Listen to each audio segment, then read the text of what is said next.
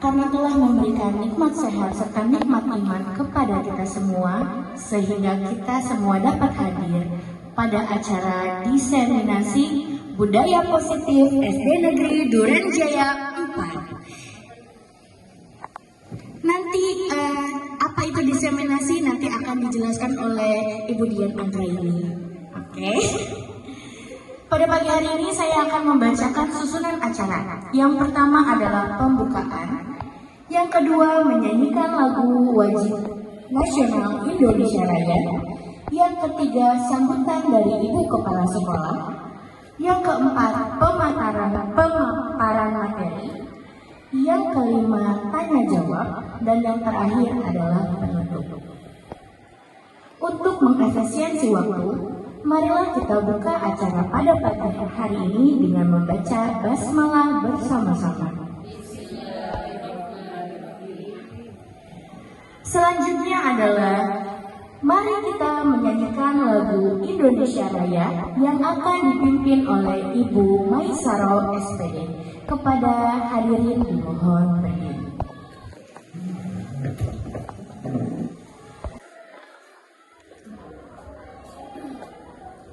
Marilah kita menyanyikan lagu Indonesia Raya dengan birama 4/4 jatuh pada ketupat keempat. Hiduplah Indonesia Raya 1, 2, 3. Indonesia tanah airku, tanah tumpah darahku. Di sanalah aku berdiri, jadi pandu ibuku. Indonesia kebangsaanku, bangsa dan tanah airku. Marilah kita berseru, Indonesia bersatu. Hiduplah tanahku, hiduplah negeriku, bangsaku, rakyatku semuanya. Bangunlah jiwanya, bangunlah badannya untuk Indonesia Raya. Indonesia Raya, merdeka, merdeka, tanahku, negeriku yang ku cinta. Indonesia Raya, merdeka, merdeka, hiduplah Indonesia Raya. Indonesia Raya, merdeka, merdeka, tanahku, negeriku yang ku cinta. Indonesia Raya, merdeka, merdeka, hiduplah Indonesia Raya. Selesai, terima kasih. Hadirin dimohon duduk. Puji dan syukur kehadirat Allah Subhanahu wa Ta'ala yang telah memberikan nikmat kepada kita sehingga kita bisa berkumpul di ruangan ini dalam rangka diseminasi budaya positif yang dilaksanakan oleh teman kita, sahabat kita, saudara kita, Ibu Dian Anggraini SPD selaku CPG Angkatan 9. Mudah-mudahan acara ini, materi ini, ilmu ini bermanfaat bagi kita semua, terutama untuk menerapkan ilmu yang kita peroleh ini kepada anak-anak kita, generasi masa depan kita. Yang pertama saya ucapkan terima kasih yang sudah hadir pada hari ini, yang menghadiri diseminasi budaya positif ini. Yang kedua mohon maaf tadi saya telat karena banyak acara atau kegiatan pagi-pagi. Yang ketiga juga terima kasih untuk Budian yang sudah menyelenggarakan kegiatan ini. Memang bagi Budian itu wajib ya, tapi bagi kita juga terima kasih karena momen ini itu kalau tidak ada CPG juga kita tidak bisa seperti ini. Jadi berbagi praktik baik kalau zaman sekarang ya di kurikulum merdeka. Apa yang kita peroleh, kita berbagi sesama teman. Itu namanya berbagi praktik baik. Berbagi praktik baik itu berbagi pengalaman yang menurut kita baik. Walaupun pengalaman itu belum tentu menurut teman-teman kita baik, tapi kita sampaikan. Seberapapun yang kita terima, silakan Bu Listi ya. Seberapapun ilmu yang kita terima atau kita peroleh itu insya Allah bermanfaat untuk kita sendiri, untuk anak-anak, terutama untuk anak-anak ya. Jadi mohon dicermati, mohon disimak untuk acara materi selanjutnya yang nanti akan disampaikan oleh Budian. Sekali lagi terima kasih, mudah-mudahan semua ini bermanfaat bagi kita semua. Amin ya robbal alamin. Minggu depan. Baiklah, kita masuk ke acara selanjutnya yaitu pemaparan materi diseminasi budaya positif oleh Ibu Dian Anggraini SPD. Kepada Ibu Dian Anggraini SPD dipersilakan.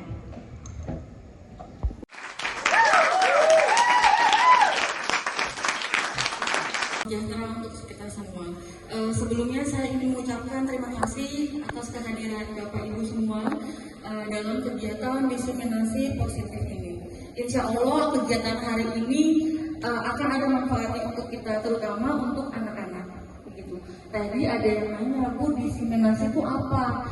Jadi kita memaparkan materi untuk ibu nanti ambil positifnya apa, kemudian dapat kita laksanakan di kelas. Begitu. Ya, silakan Bu. Next. Sekilas mendengar gitu, apa sih budaya positif itu gitu ya. Jadi budaya positif itu kurang lebih seperti ini Bu.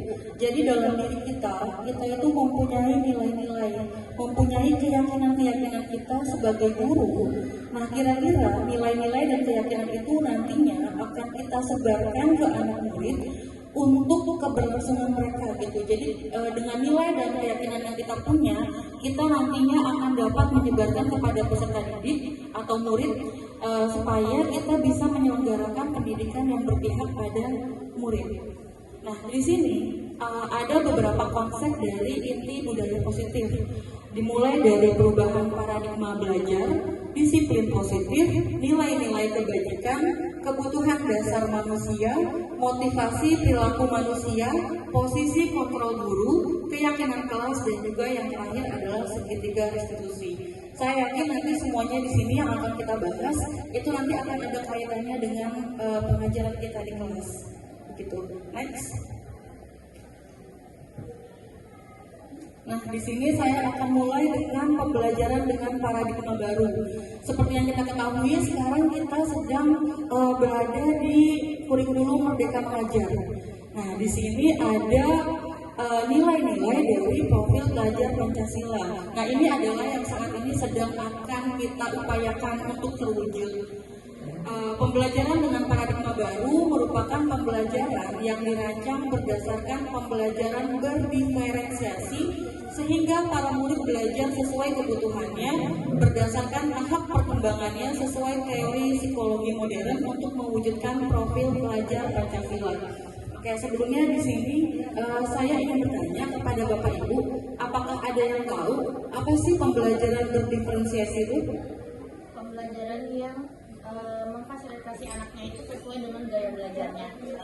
Kalau misalkan anaknya belajar secara kinestetik, berarti guru memberikan pembelajaran secara kinestetik juga. Jadi setiap anak difasilitasi dengan gaya belajar yang berbeda-beda. Betul sekali.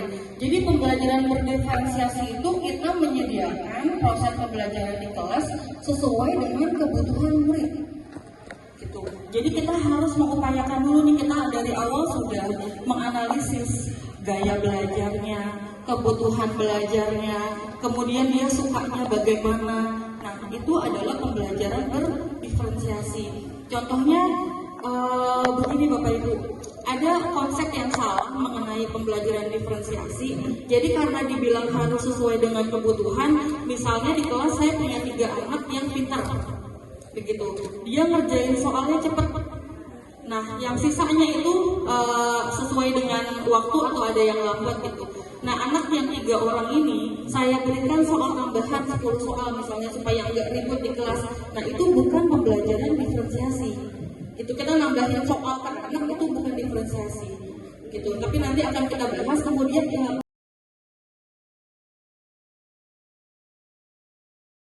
Ini tadi mengenai disiplin positif. Di sini disiplin artinya belajar, mengacu pada disiplin diri yang memiliki tanggung jawab terhadap apa yang dilakukannya berdasarkan nilai-nilai yang diyakininya. Jadi kalau seseorang punya disiplin, itu memang sudah tertanam dari dirinya dia. Masuk jam 7, pulang jam 12, artinya masuk jam 7, pulang jam 12. Dia tidak akan datang lebih dari jam 7 atau pulang kurang dari jam 12. Jadi dia sudah meyakini hal tersebut. Jadi kalau disiplin ini tidak dapat dibuat-buat karena berdasarkan dengan keyakinan diri dia sendiri. Next. Nah, ini disiplin positif merupakan salah satu cara penerapan disiplin yang bertujuan untuk menumbuhkan kesadaran serta memberdayakan murid tanpa imbalan atau penghargaan, ancaman dan hukuman. Jadi budaya positif di sini bagaimana kita menumbuhkan keyakinan pada anak-anak tanpa diiming-imingi reward, tanpa ditakut-takuti dengan hukuman. Jadi berasal dari dirinya dia sendiri. Begitu. Nah, ini sudah saya beri warna. Ini adalah salah satu tugas kita Bapak Ibu Guru sebagai pendidik. Tujuan kita adalah menciptakan murid yang memiliki disiplin diri sehingga mereka berperilaku mengacu kepada nilai-nilai kebajikan universal dan memiliki motivasi intrinsik dalam perubahan perilaku ke arah yang lebih baik. Gitu. Jadi ini adalah tugas kita. Berat memang, tapi pelan-pelan kita coba. Gitu. Next. Nah, tadi sempat disebutkan mengenai nilai-nilai kebajikan. Nilai-nilai kebajikan yang bersifat universal. Di sini saya merangkum ada 3 nilai-nilai kebajikan yang saat ini kita ketahui dengan pasti ya Ibu, yaitu mengenai profil pelajar Pancasila. Kemudian ada mengenai IDO Primary Years Program. Ini ada nilai-nilainya di sini. Kemudian nilai-nilai kebajikan dari life skills atau keterampilan hidup. Jadi semua keterampilan, semua nilai-nilai kebajikan ini sebaiknya ada dalam diri kita. Nah, maka dari itu kita upayakan sedikit demi sedikit. Oke, next.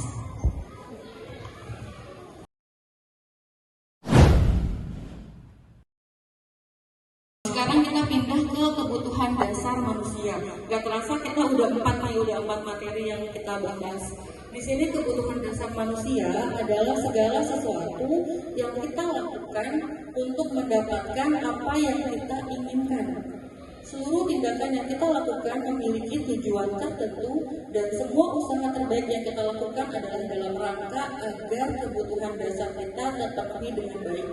Oke, sebelum next lagi saya mau tanya, kira-kira Bapak Ibu kebutuhan dasar manusia itu apa ya? Apakah ada yang tahu? Kebutuhan dasar dari manusia itu ada yang tahu Bapak Ibu? Gak apa-apa Bu, jangan terlalu tegang gitu kan? Sandang pangan papan itu kebutuhan pokok. Iya, jadi ada kebutuhan dasar, ada kebutuhan pokok.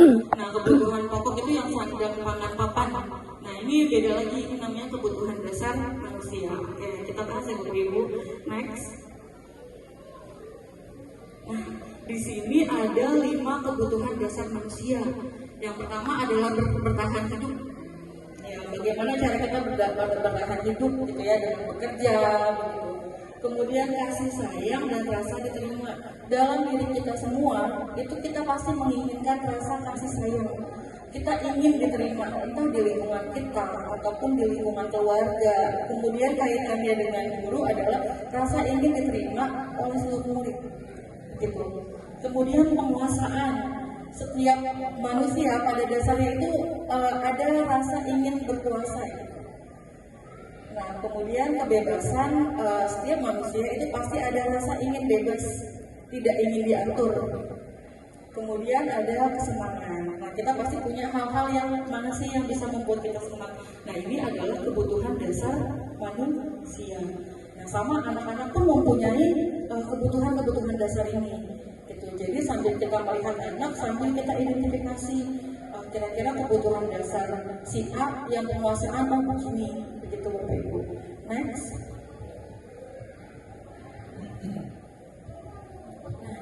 Kemudian kita sekarang membahas mengenai motivasi perilaku manusia. Jadi motivasi itu Bapak Ibu ada dua. Yang pertama adalah extrinsic, yang kedua adalah intrinsic. Yang satu dipengaruhi dengan orang lain, yang satu tidak terpengaruh oleh orang lain, itu sudah ada di diri kita. Nah, untuk yang X, di sini motivasi diri kita adalah untuk menghindari ketidaknyamanan. Ketika kita menghadapi suatu situasi tidak nyaman atau anak-anak menghadapi suatu situasi yang tidak nyaman, kita akan tahu harus bagaimana. Nah, itu berarti dipengaruhi oleh luar, lingkungan luar, begitu, entah situasinya atau orang-orangnya atau apa yang sedang dia hadapi. Kemudian yang kedua, untuk mendapatkan imbalan atau penghargaan orang lain. Contohnya begini Bapak Ibu, ketika Bapak Ibu di kelas ada anak yang menyelesaikan tugasnya itu selalu tepat waktu, selalu cepat gitu. Bapak Ibu itu bisa menilai, Bu saya udah selesai nih gitu. Ibu itu bisa menilai, oh ya dia tuh pengen dipuji. Iya, pintar, udah selesai. Tapi Bapak Ibu juga pasti punya anak-anak yang ketika dia ngomong, oh saya sudah selesai Bu gitu. Dia tidak ingin dipuji, tapi dia tahu bahwa itu adalah tanggung jawabnya dia. Nah, berarti dia sudah mengembangkan motivasi intrinsik. Artinya dia percaya bahwa tugas saya itu mengerjakan tugas tepat waktu, tanggung jawab, nggak perlu yang namanya pujian. Gitu. Ketika anak sudah ada di tahap ini, berarti dia sudah mengembangkan motivasi intrinsik, tidak memerlukan pujian lagi. Gitu. Next.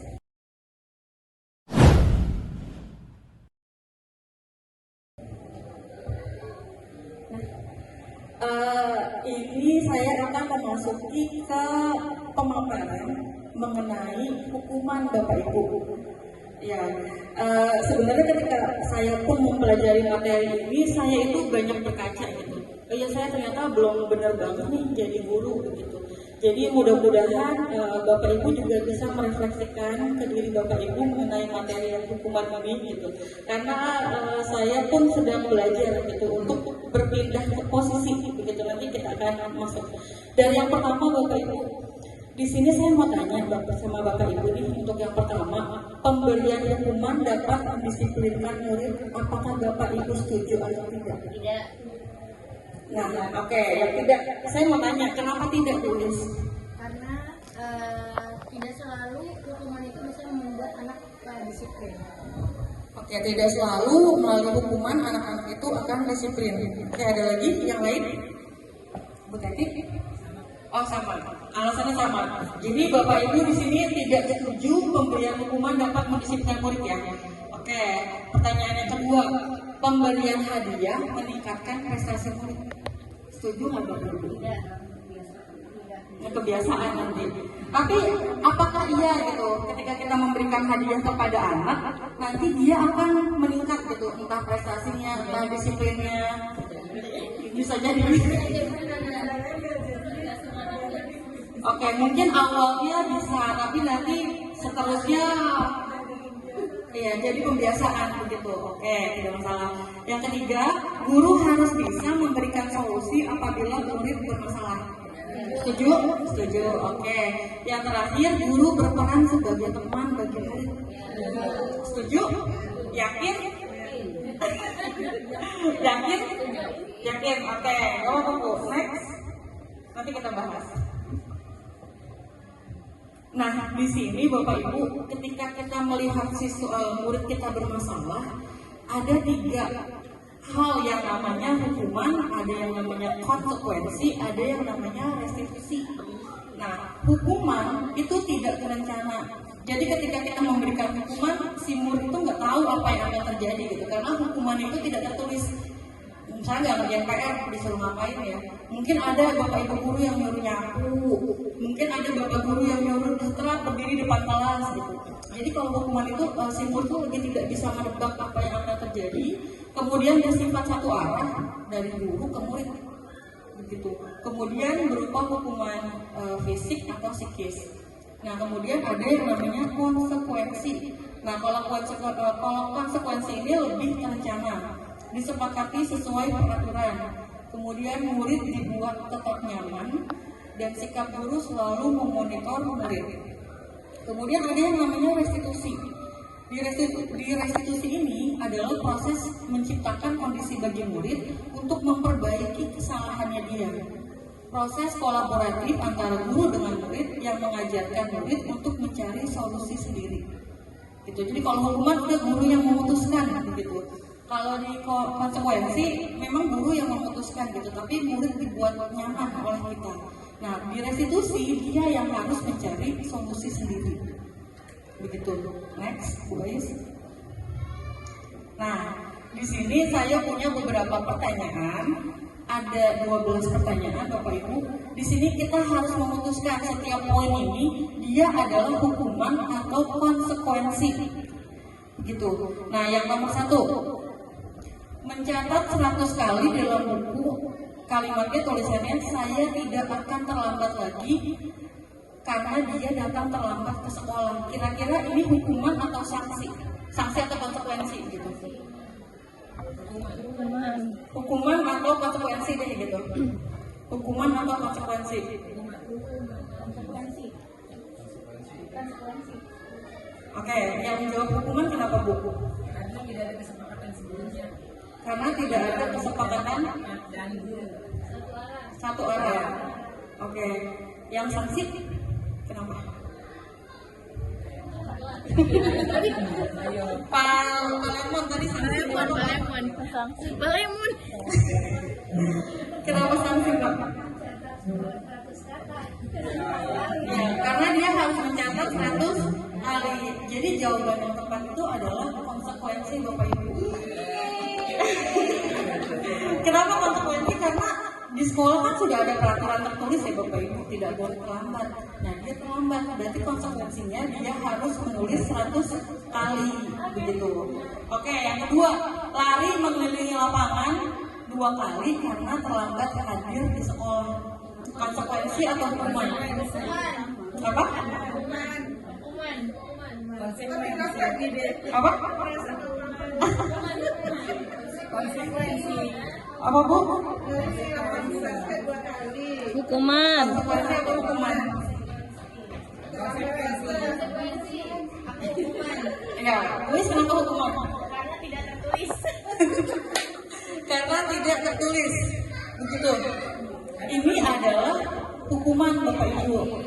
Bu, tadi katanya ada yang tertulisnya gitu kalau anak-anak tuh nggak boleh terlambat. Untuk yang pertama, di situ dia bukan dibuat nyaman ya, tapi dia itu seperti tidak dihukum begitu Bapak Ibu. Kalau lari itu kayak hukuman banget gitu. Kalau misalkan yang pertama dia mencatat itu seperti dia disuruh merefleksikan diri begitu, seperti diberi mantra gitu. Saya tidak akan terlambat lagi, saya tidak akan terlambat lagi, saya tidak akan terlambat lagi. Tetapi ketika murid disuruh lari itu udah pasti dihukum. Tidak ada refleksi buat dirinya dia sendiri. Begitu. Next, membersihkan coretan yang dibuatnya di meja tulis. Apakah hukuman atau konsekuensi? Konsekuensi, betul. Yang keempat, murid diminta untuk push up 15 kali karena tidak menggunakan masker ke sekolah. Ya, hukuman. Oke, next. Nah, menggantikan kertas tugas teman yang telah dicoret-coret.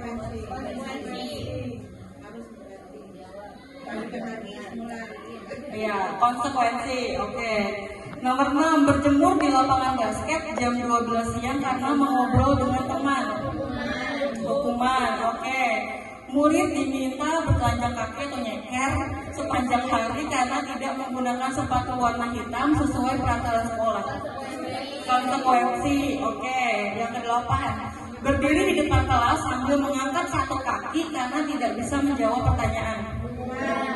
Hukuman. hukuman. Jelas nih pasti yang nyuruh angkat kaki pasti gurunya gitu. Nggak mungkin Bu saya dihukum langsung angkat kaki gitu, enggak ya Bu. Oke, next. Membersihkan tumpahan air di meja karena tersenggol pada saat belajar. Konsekuensi. Membersihkan tumpahan air. Membersihkan tumpahan air. Ya, membersihkan.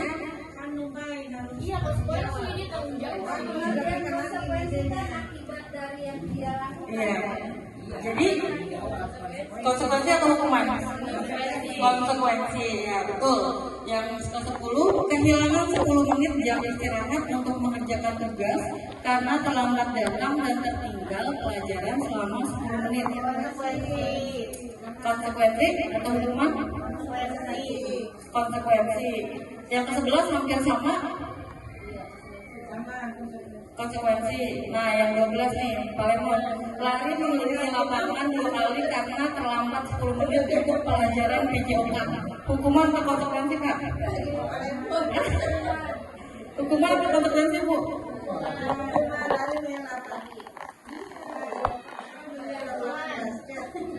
Tapi PCO kalau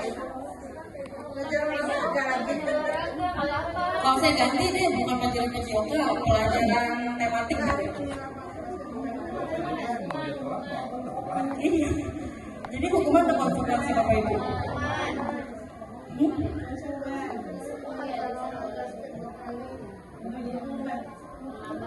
Hukuman? Hukuman atau konsekuensi?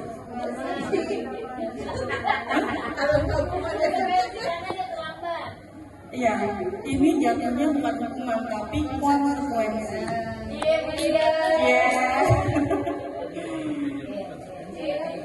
Ya, ini adalah konsekuensi, bukan hukuman. Jadi dari 12 kasus ini kurang lebih gitu ya Bapak Ibu. Berarti Bapak Ibu sudah memahami mana hukumnya, mana yang namanya hukuman, mana yang namanya konsekuensi.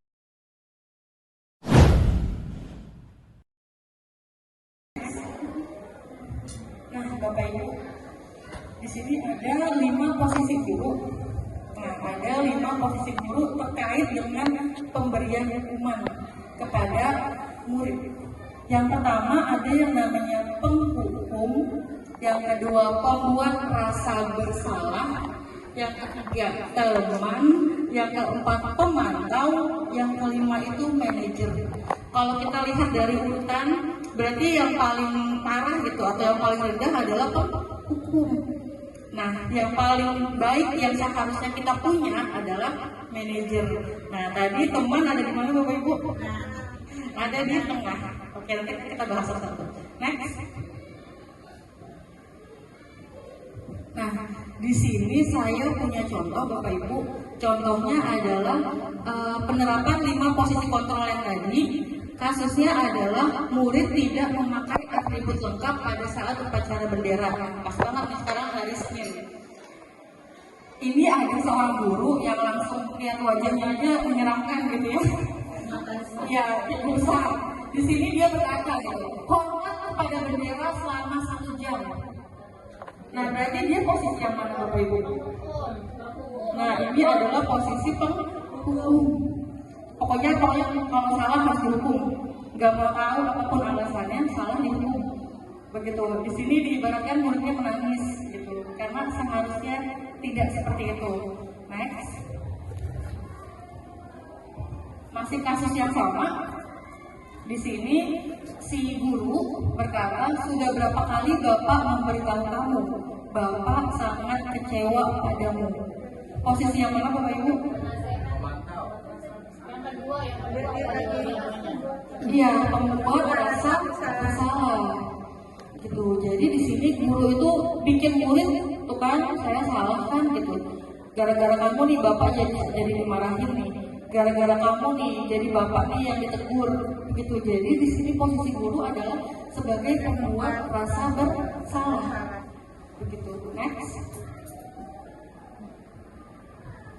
Oke, di sini ayo dong patuhi peraturan sekolah. Untuk kali ini nggak apa-apa, tetapi lain kali jangan berbuat seperti ini lagi ya. Bisa kan bantu Ibu? Posisi yang mana Bapak Ibu? Posisi?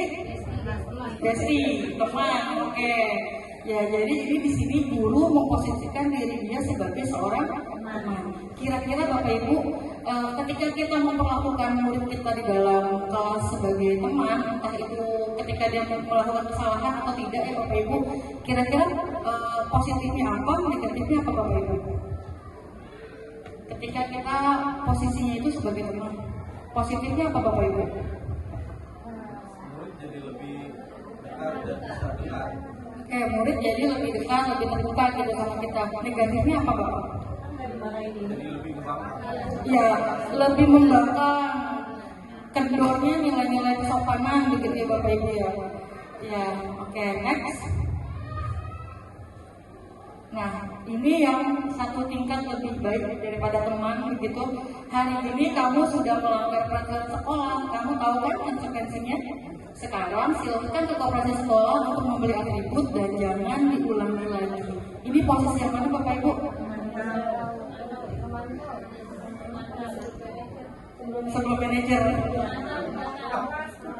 pengawas atau memantau. Oke, next. Nah, ini yang paling bukan paling bagus ya Bapak Ibu. Ini yang seharusnya kita tiru begitu Bapak Ibu. Apakah kamu tahu apa kesalahanmu hari ini? Saya yakin ketika anak-anak berbuat salah, pasti Bapak Ibu menanyakan hal seperti ini. Begitu. Tahu nggak sih kamu tuh salahnya apa? Hanya saja di sini kita tidak pakai emosi begitu. Tapi pasti ya Bapak Ibu ya, saya pun seperti itu gitu. Kalau ada anak dulu, pasti kita udah emosi keluar. Tahu sih salahnya apa? Nah, padahal ketika anak sedang cooling down, kita juga harus menekan emosi gitu. Jadi jangan sampai gurunya emosi, anaknya emosi jadi ikutan berantem gitu. Jadi kita biarkan dulu anak itu tahu kesalahannya apa, baru kita ajak bicaranya pun duduk berhadap-hadapan begitu. Apakah kamu tahu kesalahanmu hari ini? Susah ya Bapak Ibu ya? Iya, kalau buat saya ini susah gitu. Terus bagaimana kamu memperbaiki kesalahanmu di sini? Kita harus membiarkan anak-anak itu mencari solusinya, mencari solusi dari kesalahannya dia. Berarti kalau saya gelus di kelas atau berantem di kelas, kira-kira untuk memperbaiki kesalahan itu seperti apa? Nah, begitu. Kemudian untuk posisi manajer ini, dia disebut manajer karena ketika di kelas, saya yakin Bapak Ibu, kita punya peraturan kelas ya Bapak Ibu. Nah, untuk selanjutnya keyakinan kelas itu kita sebut sebagai keyakinan kelas. Jadi ketika anak melakukan kesalahan, kita harus tanya keyakinan kelas mana yang sudah dia langgar. Begitu. Nanti kita akan bahas mengenai keyakinan.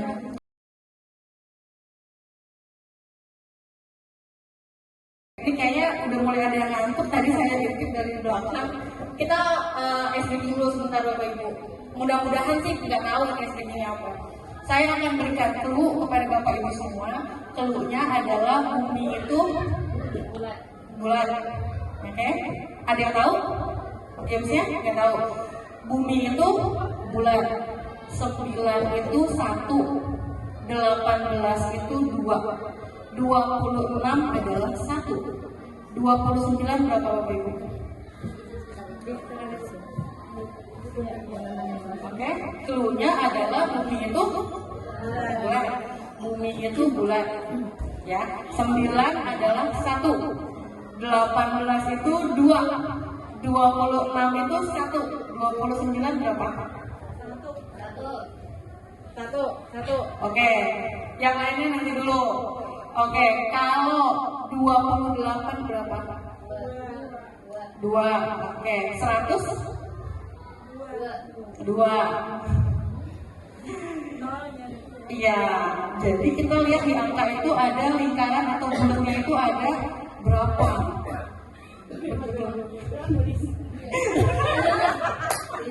Nanti dikasih bisa. Oke Bu. Asik ajarin. Gitu kan, tuh ada bulatannya kan, itu berarti 1. 18, 1 kan gak ada bulatan, 8 kan ada 2 tuh bulatannya, nah gitu. Ya, ini cuma nguji aja sih biar punya. Nah, sekarang kita akan menentukan posisi kontrol yang ada di depan layar Bapak Ibu. Kalau PKN-nya adalah saya kecewa sekali dengan kamu. Posisi kontrol yang mana ini Bapak Ibu?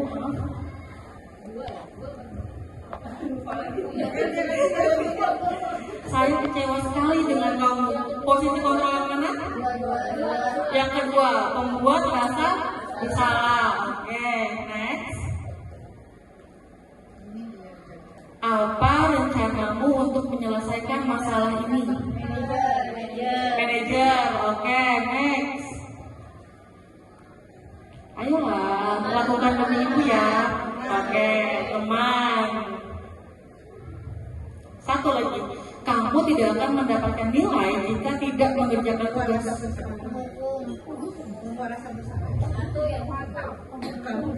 Penghukum atau pemantau?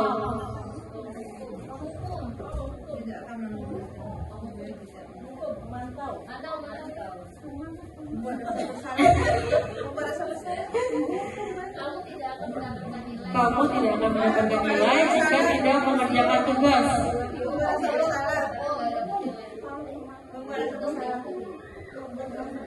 Yang mana? Membuat rasa bersalah?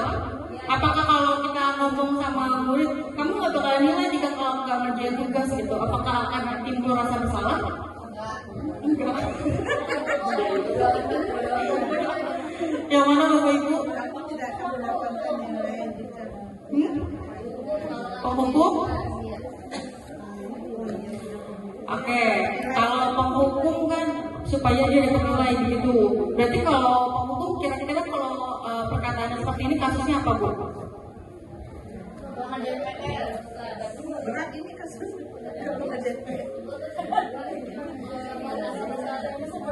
Baik, ini lebih ke pemantau Bapak Ibu.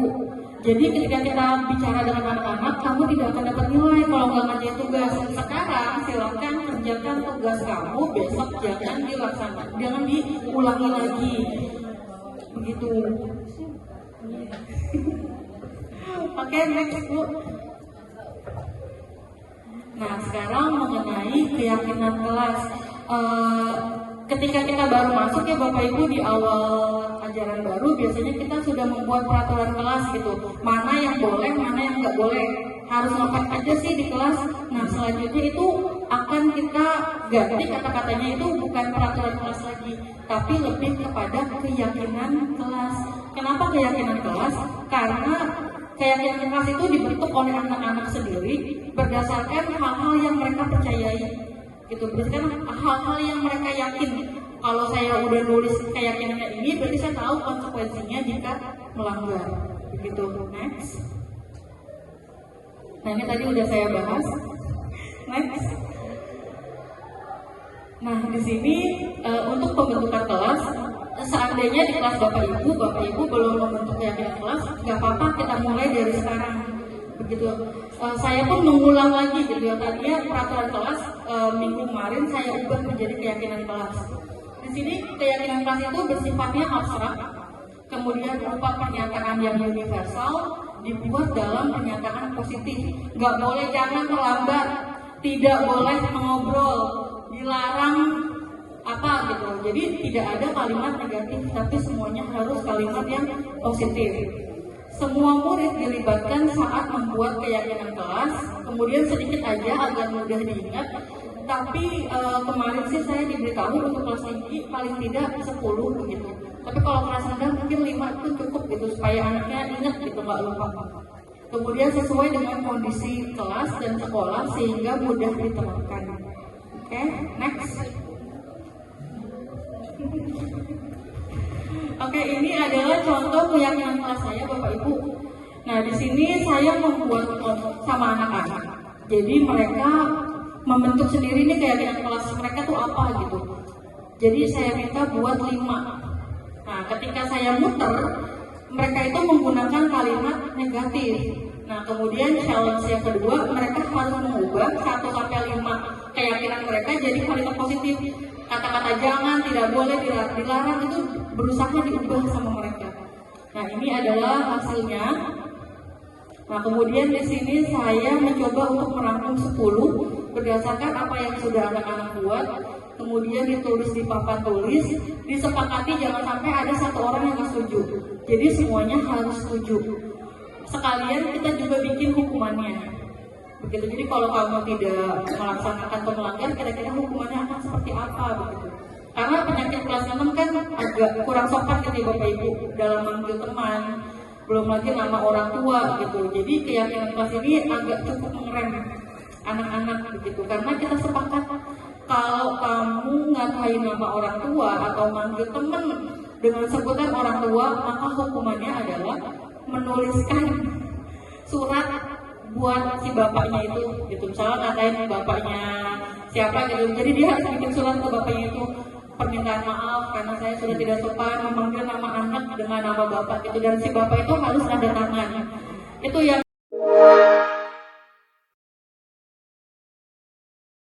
diskusi yang harus kita jalani.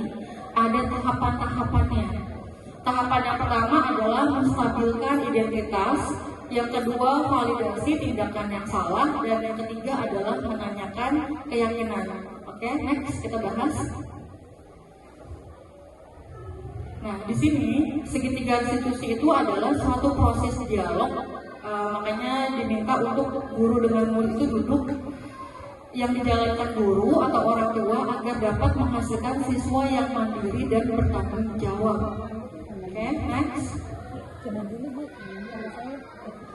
Nah, di dalam tahapan menstabilkan identitas, di sini kita percaya mengenai teori bahwa kesalahan itu adalah proses pembelajaran. Jadi ketika kita sedang mendidikkan anak yang melakukan kesalahan, Bapak Ibu, ini adalah contoh kalimat yang dapat kita katakan kepada anak-anak. Berbuat salah itu wajar. Ibu atau bapak juga pernah berbuat seperti itu. Tidak ada manusia yang sempurna. Kamu berhak merasa seperti itu. Ibu atau bapak tidak mau mencari siapa yang salah, tapi ingin mencari solusi. Jadi di tahapan ini adalah contoh kalimat yang bisa kita ucapkan ke anak-anak. Jangan langsung, kamu salahnya apa? Begitu, tapi ada tahapannya. Ini adalah tahapan yang pertama, yaitu menstabilkan identitas. Bukan menyalahkan, tapi supaya dia terbuka kepada kita. Begitu. Next. Tahapan yang kedua adalah validasi tindakan yang salah. Melalui teori, setiap perilaku berupaya memenuhi suatu kebutuhan tertentu. Nah, di sini ada beberapa contoh kalimat yang bisa kita sampaikan ke anak-anak. Kamu pasti mempunyai alasan mengapa melakukan hal seperti itu. Padahal kamu bisa melakukan hal yang lebih buruk dari ini ya, begitu. Kamu melakukannya karena mempertahankan sesuatu yang penting bagimu. Seperti contoh kemarin, saya ada anak yang berantem gitu. Saya katakan gitu, dia belum sampai tahap fisik, gitu. Baru perkataan apa lo begitu. Nah di sini saya memvalidasinya dengan cara, padahal kamu bisa ya menunjuk ya, tapi terima kasih ya kamu tidak sampai menunjuk teman kamu begitu. Ya Bu Siti nggak usah bisik-bisik. Oh dia nggak dengerin. Ya kayaknya nggak mungkin gitu ya Bu ya. Tapi itu Bu, saya sedang mencoba gitu. Padahal dalam hati itu membara gitu. Tapi di mulut ya, padahal bisa ya nendang ya, nunjuk ya. Tapi bagus loh kamu nggak nendang gitu. Padahal bisa ya, terima kasih gitu. Padahal dalam hati juga emosi Bu, tapi ya itu mencoba begitu. Next. Belum Bu, yang tadi satu lagi, yang terakhir. Nah, menanyakan keyakinan. Tadi kan di kelas ceritanya kita sudah punya keyakinan kelas. Nah, di sini kita harus tanya sama anak, tahu nggak keyakinan kelas kita yang mana yang sudah kamu langgar? Begitu. Seperti gitu. Itu Bu, saya tidak menghargai teman. Itu Bu yang mengenai menghormati teman gitu. Jadi ketika kita sudah punya keyakinan kelas, disinilah ketika kita harus menanyakan keyakinan apa yang sudah dia langgar. Kira-kira bagaimana upaya dia supaya dia tidak melanggar lagi keyakinan kelas yang sudah diyakini sama dia sebelumnya. Begitu. Ya, mudah-mudahan Bapak Ibu di sini saya sih yakin gitu. Kita semuanya bisa menerapkan segitiga restitusi ini di dalam kelas kita masing-masing. Ketika anak sedang bermasalah, kita ingat ada 3 tahap begitu. Tadi tahap yang pertama apa Bapak Ibu? Oke, menstabilkan identitas. Jangan langsung tiba-tiba anak-anak dimarahin gitu. Ya, tahap cooling down. Kemudian yang kedua, tahap apa Bapak Ibu? Validasi, betul. Nah, terus baru tahapan ketiga, kita menanyakan mengenai keyakinan kelas apa yang sudah dilanggar dan bagaimana solusinya. Begitu. Mudah-mudahan bisa Bapak Ibu dengan kita menerapkan tahapan dari segitiga restitusi ini, insya Allah kita bisa jadi guru. Ketika anak kita mendapatkan masalah, kita berada di posisi kontrol apa Bapak Ibu? Manager.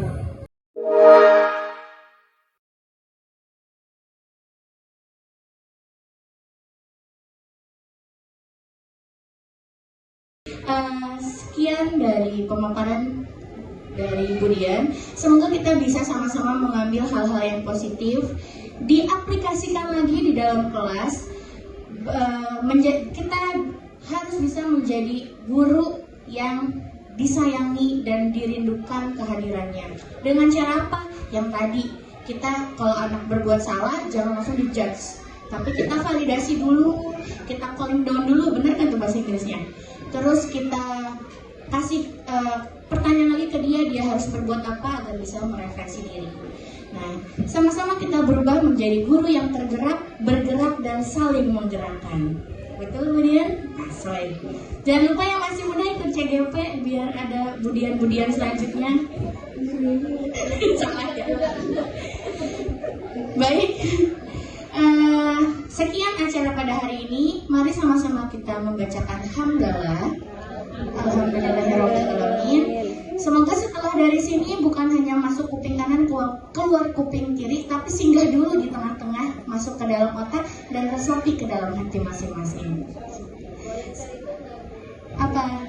Siap, bakal di-share sama ibu kita, Ibu Dian Anggraini, dibaca dan dipahami. Azoy.